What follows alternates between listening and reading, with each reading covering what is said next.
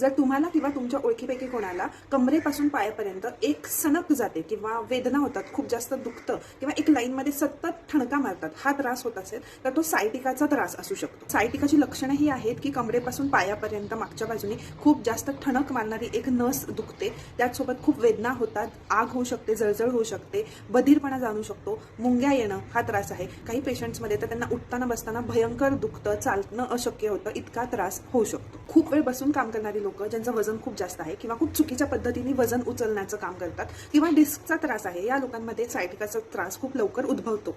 होमिओपॅथीमध्ये मॅगफॉस, coalescent आणि bryonia ही 3 औषधं मी usually प्रॅक्टिसमध्ये वापरते, ज्याचा खूप उत्तम रिझल्ट दिसतो पेशंट्सवर. पण पेशंट टू पेशंट ही औषधं डिफर करतात, पोटेन्सी डिफर करते.